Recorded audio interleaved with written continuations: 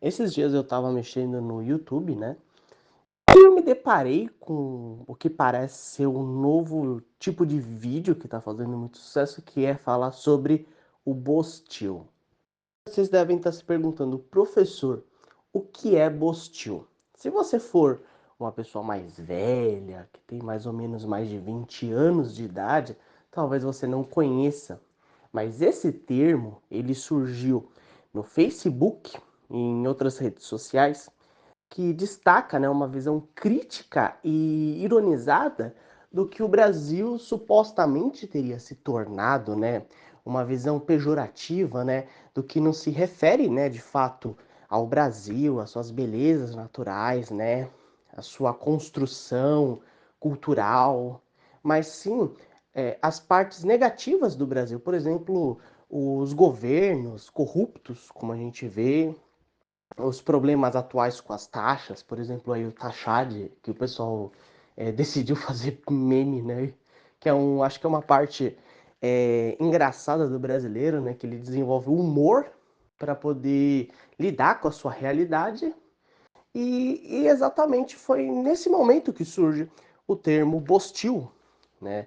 Inclusive, tem até uma página, um grupo no Facebook, na verdade, chamado Como Tancar o Bostil.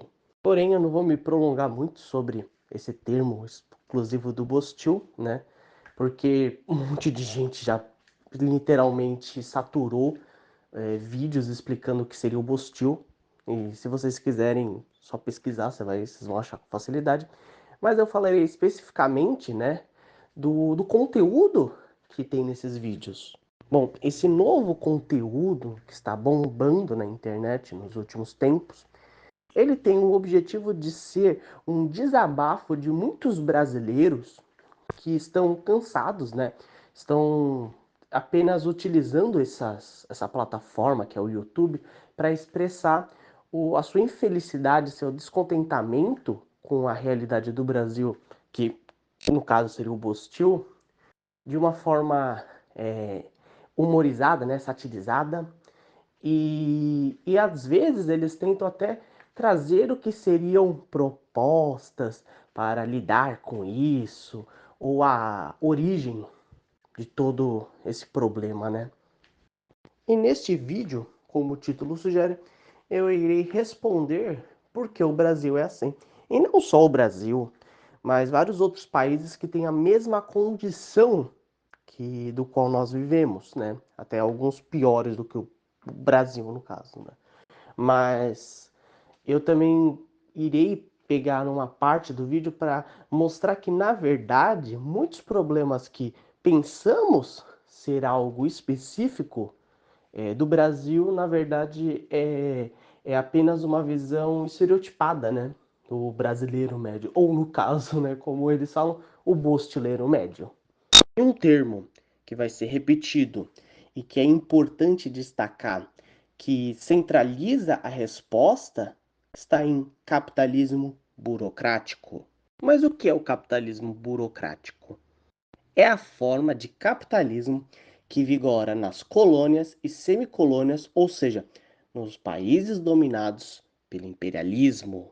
E nesses países, o capitalismo não surgiu com o desenvolvimento econômico de uma burguesia local, mas com a expansão do capitalismo dos países então colonialistas.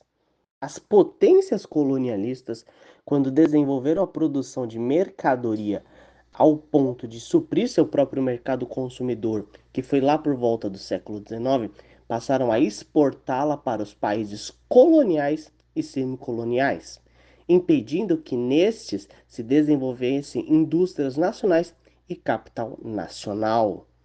E nas colônias e semicolônias também foi mantido o monopólio da terra com os latifundiários, que destinado à produção de commodities para exportação e que em grande medida impõe relações semifeudais ao campesinato. Aqueles que não sabem o que é o campesinato é basicamente a classe dos pequenos agricultores, que é basicamente os camponeses, né?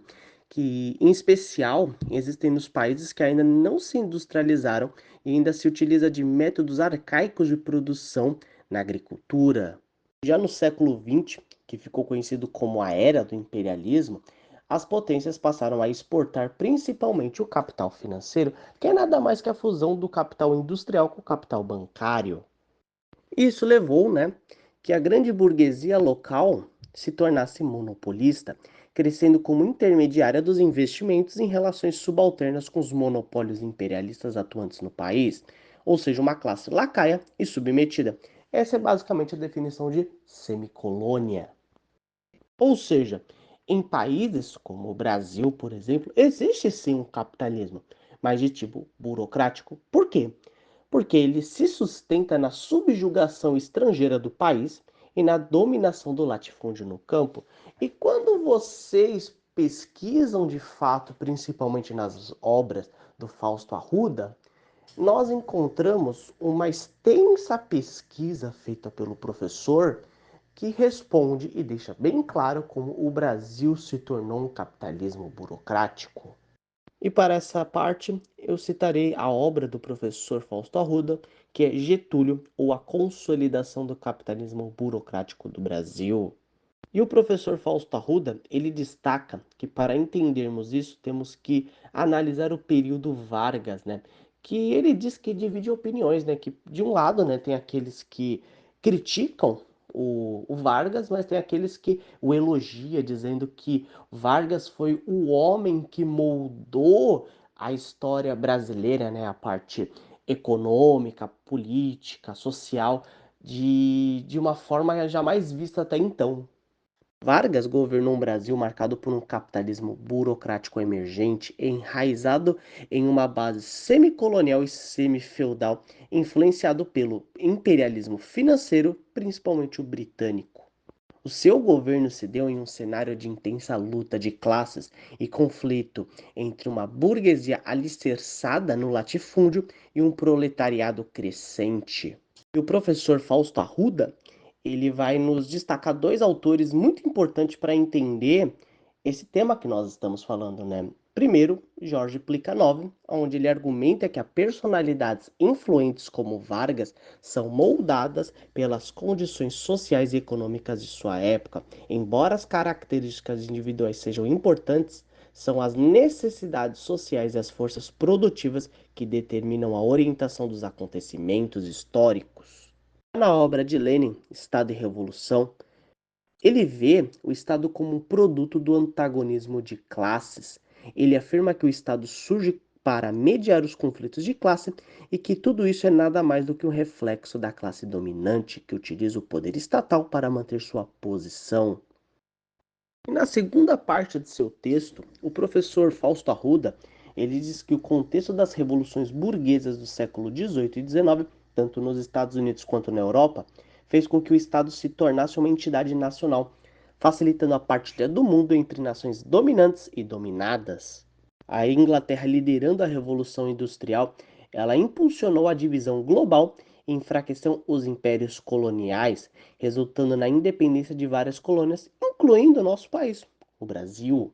A independência do Brasil, proclamada em 1822, foi marcada por um sentimento nativista crescente, além de várias insurreições que foram influenciadas por ideais liberais europeus e norte-americanos.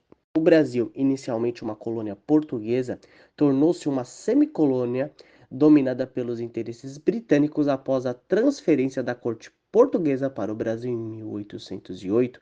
A independência formalizou a transição, mas o país manteve estruturas coloniais. Foi então que o Brasil, ao se tornar independente, herdou características coloniais que limitaram seu desenvolvimento. Mas como assim, professor, isso limitou o desenvolvimento do Brasil? Bom, a estrutura do novo Estado, marcado por uma monarquia constitucional e instituições formadas por elites dominantes, acabaram por enfrentar várias revoltas, como a Confederação do Equador e a Revolução Farroupilha. Essas revoltas foram reprimidas de forma violenta, que nada mais que serviu para reforçar o poder das classes dominantes e mantendo suas características escravocratas e feudais. E mesmo após a abolição da escravidão e a proclamação da República, a estrutura fundiária permaneceu inalterada, com o latifúndio ainda predominante. O desenvolvimento capitalista foi retardado por relações de produção semifeudais e um sistema de propriedade da terra monopolizada.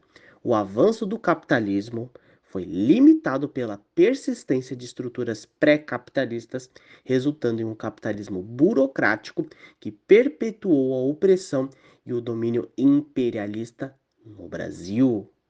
Eu acho que vale a pena destacar que o Getúlio Vargas, de fato, ele foi o homem que consolidou o capitalismo burocrático no Brasil, principalmente após fazer várias concessões aos latifundiários, mas o mais importante aqui é deixar bem claro que isso era inevitável.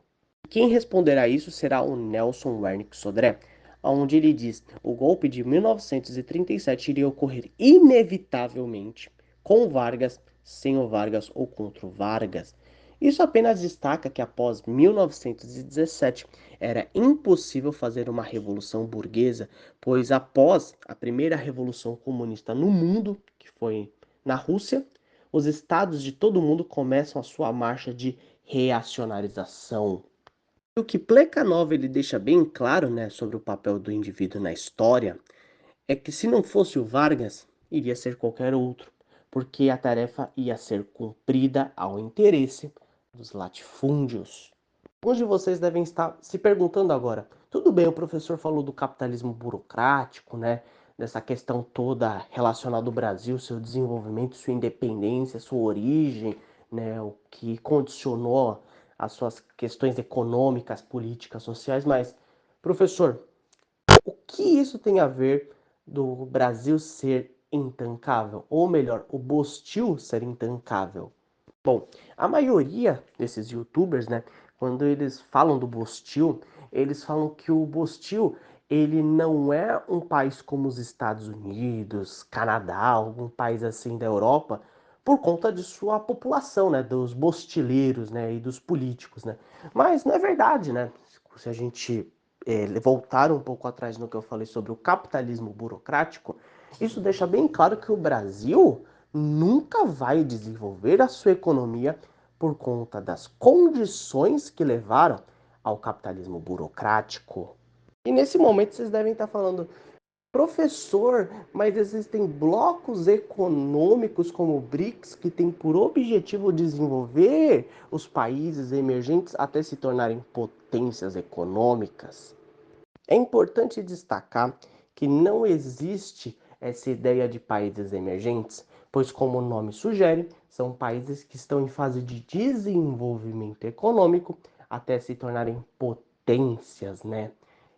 Porém, como eu disse um pouco antes, depois de 1917, que veio a primeira revolução socialista do mundo, países, né, os imperialistas principalmente, começaram a entrar num processo de reacionarização, tá?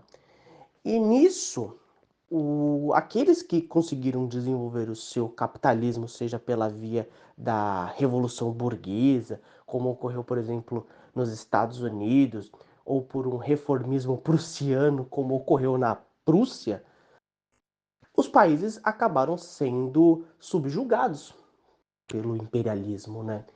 E em alguns países, como o caso do Brasil, acabou, né, se desenvolvendo os latifúndios, né? E esses latifúndios se tornaram tão fortes que eles basicamente têm o poder econômico em suas mãos. Então, ressaltando o que o Sodré falou, o golpe de 37 aconteceria com Vargas, sem o Vargas ou contra o Vargas. Ou seja, mesmo se a gente conseguisse eleger o Enéas, né, que muitos falam, né, por ele ser um cara com um português perfeito, uma pessoa realmente competente, eu estou sendo bem sincero nos meus elogios, ele realmente tinha um grande nível intelectual, academicista, porém, não compete ao indivíduo ou a um partido, mas sim aos interesses econômicos das classes dominantes. E a classe dominante que existe no Brasil são os latifundiários. E eles têm um poder tão profundo que eles derrubariam qualquer um que fosse contra os seus interesses. E é como o Sodré ressaltou. Os outros podem colocar assim: tá bom, professor, você acabou de responder a questão de que o Brasil nunca vai desenvolver o seu capitalismo, né? Nem nada disso. e que isso acabou condicionando nós por um país extremamente pobre, explorado, né? Com essa classe dos latifundiários em ascensão, sempre acabando e destruindo o campesinato. Mas me responde, então por que o bostileiro é tão bostileiro, né? E eu pergunto para vocês, o que seria um bostileiro? E vocês me responderiam, são pessoas mal educadas, são pessoas que não respeitam, são pessoas que não têm nenhum tipo de dignidade sobre a sua própria pessoa e até mesmo aos seus vizinhos. Pois bem, isso é um mito, tá? Por exemplo, alguns falam assim, ah, mas o bostileiro gosta de colocar música alta. Pô, mas se você for ver os filmes americanos, um dos maiores estereótipos deles é literalmente essa questão da música. Vários filmes como Superbad, por exemplo, eles colocam que eles metem o som lá no máximo, e principalmente em festas. É claro que nesse contexto são mais festas de adolescentes e universitários, né? Mas isso destaca que isso daí não é um problema especificamente do Brasil, né? E alguns podem dizer, mas professor, e as jovens de 13, 14 anos que ficam grávidas? Pois bem, isso acontece também em outros países como o México, Chile, o Peru, até mesmo nos Estados Unidos. Porque, por exemplo, sempre que eu vou conversar com alguma gringa, elas são jovens e a maioria são mães solteiras. Então, deixo bem claro que isso não é um problema também do Brasil, né? E alguns podem falar, mas professor, e a violência aqui que é exacerbada, né? E nisso eu tenho que concordar.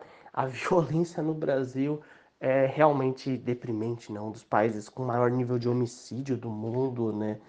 E realmente é uma tristeza, né? Eu mesmo já fui assaltado várias vezes e já passei por muita situação complicada, familiares meus também passaram por isso. Mas novamente, isso não é culpa especificamente do bostileiro médio, né, do brasileiro, e muito menos do que é um fenômeno exclusivo daqui, né? É claro que nós temos problema com o crime organizado, mas, por exemplo, se vocês pesquisarem os países com maior índice de violência com gore e destacando isso, acho que o México passa na nossa frente, né? Por exemplo, esses dias aí eu vi um vídeo de um iceberg sobre, acho que essas porra aí de gore, né?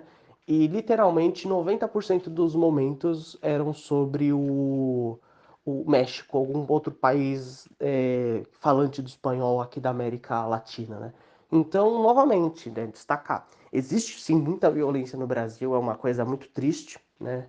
É uma coisa assim infeliz mas que isso acontece em muitos países, principalmente em países que, como eu falei, se passam pelas mesmas condições do Brasil, que é um capitalismo burocrático, né? Vocês devem estar pensando assim, né? Professor, você está passando pano pro Bostil. Mas e a corrupção, professor? Não é isso a motivação da tamanha pobreza, da miséria e das condições?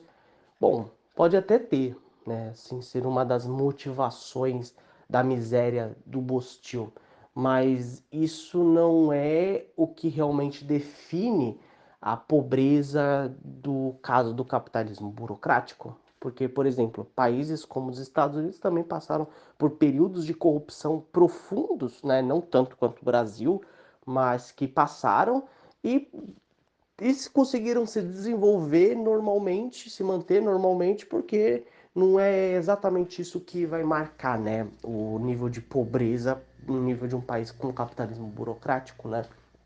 E para isso eu vou falar de um dos escândalos de corrupção mais famosos da história americana, que foi o Teapot Dome, que ocorreu durante a administração do presidente Warren G. Harding.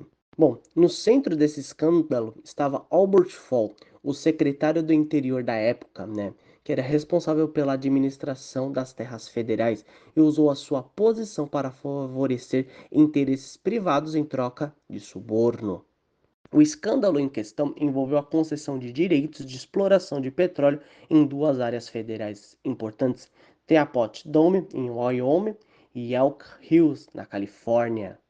Em vez de seguir o processo legal de licitação pública, Fall concedeu esses direitos a duas grandes empresas petrolíferas, a Sinclair Oil Company, dirigido por Harry F. Sinclair, e a Pan American Petroleum and Transport Company, de Edward O'Haney. Em troca, Fall recebeu aproximadamente 400 mil dólares em subornos disfarçados como empréstimos e presentes. Esses 400 mil dólares, que hoje é equivalente a 7 milhões de dólares. Claro que vocês podem pesquisar aí outros casos de corrupções, né, como o caso do escândalo Watergate, né, inclusive na era da proibição, nos anos 20, 30, tiveram outros casos de outros políticos envolvidos em corrupção, incluindo o procurador-geral da República na época do Harding, né, que levou aí mais problemas, né, claro que ele foi inocentado de alguns crimes, mas ele também esteve envolvido em casos de corrupções e outros problemas, né? Nessa época. Até porque era muito comum políticos estarem envolvidos no contrabando de bebidas, aliado às máfias judaicas e sicilianas, né? Que estavam em ascensão nessa época, né? Mas enfim, o que eu quero dizer é que sim, a corrupção é um problema notável, principalmente no Brasil, que, sei lá, os escândalos são gigantescos, né? Principalmente desde 2014 para cá, né? Nós tivemos a Lava Jato, por exemplo, mas que a corrupção ela não condiciona um nível de pobreza gigantesco como existe no Brasil. Países como Brasil, México, Colômbia, é um problema tão gigantesco que isso daí vem, na verdade, do próprio capitalismo burocrático, porque o imperialismo, o que ele causa no país é destrutivo, né? É um grande parasita que destrói a nossa nação, né? Não permite o nosso desenvolvimento, né? E a classe dos latifundiários também contribui muito para destruir o Brasil, né? Não que eu esteja falando, não, o Brasil tem que passar por uma revolução burguesa, porque é necessário isso. Não, eu acho que o Brasil ele tem que seguir um rito de um desenvolvimento pela via da revolução, como eu falei no meu vídeo, inclusive do boicote eleitoral. Mas o que eu destaco aqui para vocês é que realmente é complicado lidar com a realidade brasileira, só que vamos falar a verdade, gente. Não é o Bostil que é intancável, o que é intancável é o mundil, né? Esse sistema que nós vivemos, né?